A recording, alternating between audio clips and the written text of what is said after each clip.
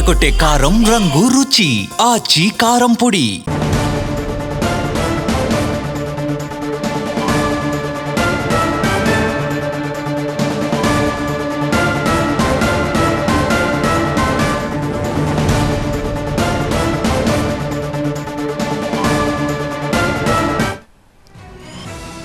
Game changer వేడుకకు వేళైంది. నేడే Telangana rising global summit. ప్రపంచ దేశాలతో పోటీ పడేలా తెలంగాణ సర్కార్ విజన్ ఆవిష్కృతం కాబోతోంది. దేశ విదేశాల నుండి అతిథుల కోసం సకల ఏర్పాట్లు సిద్ధమయ్యాయి. 2 రోజులు 27 సెషన్స్, కీలక ప్రసంగాలు, మరెన్నో విశేషాలు. నెవర్ బిఫోర్ అనేలా గ్లోబల్ సమిట్ ఇప్పుడు హాట్ టాపిక్ గా మారింది.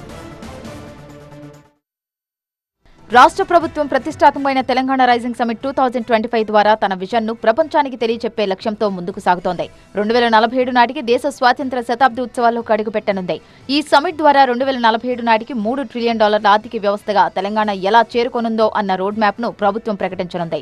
తెలంగాణ రైజింగ్ గ్లోబల్ సమిట్ 2025 కు 6 ఖండాల్లోని 44 దేశాల నుంచి 154 మంది ప్రతినిధులు హాజరు కానున్నారు. ఇప్పటికే వివిధ రాష్ట్రాల సీఎంలను, కేంద్ర మంత్రులను రాష్ట్ర బృందాలు ఆహ్వానించాయి. అలాగే తెలంగాణలో అన్ని రాజకీయ పార్టీలను కూడా తెలంగాణ ప్రభుత్వం ఆహ్వానించింది. మధ్యాహ్నం తెలంగాణ రైజింగ్ 2047 గ్లోబల్ సమిట్ ను గవర్నర్ జిష్ణుదేవ్ వర్మ ప్రారంభించనున్నారు. 2 గంటల 30 నిమిషాలకి గ్లోబల్ సమిట్ లో సీఎం రేవంత్ రెడ్డి ప్రసంగిస్తారు.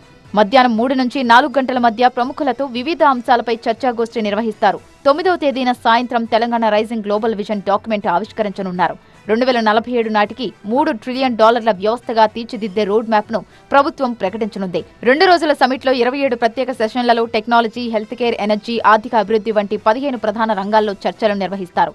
6,000 మంది పోలీసులతో 3 అంచెల భద్రత ఏర్పాటు చేశారు. 1000 సీసీ కెమెరాలు, డ్రోన్లతో సమిట్ చుట్టూ నిఘా ఏర్పాటు చేశారు. మరోవైపు ఇండిగో సంక్షోభంతో తెలంగాణ ప్రభుత్వం అప్రమత్తమైంది. అవసరమైతే సమిట్ కు వచ్చే అతిథుల కోసం ప్రత్యేక విమానాలు ఏర్పాటు చేస్తోంది. సమిట్ ద్వారా 3 ఫైనాన్షియల్ మెగా గోల్స్ సాధించాలని తెలంగాణ ప్రభుత్వం లక్ష్యంగా పెట్టుకుంది. $1.3 ట్రిలియన్ ఆర్థిక వ్యవస్థగా తెలంగాణ భారత జీడీపీలో 10% వాటా, 2047 నాటికి తెలంగాణను నెట్ జీరో రాష్ట్రంగా తీర్చిదిద్దడం, 1 కోటి మంది తెలంగాణ మహిళలను కోటీశ్వర్లుగా తీర్చిదిద్దడం, మానవ వనరుల అభివృద్ధి, ఉత్పాదకత మరియు ఆవిష్కరణ, పెట్టుబడులు మరియు పొదుపులను 3 స్తంభాలుగా చేసుకుని ఈ లక్ష్యాలను సాధించే దిశగా రాష్ట్ర ప్రభుత్వం ప్రణాళిక రూపొందించింది.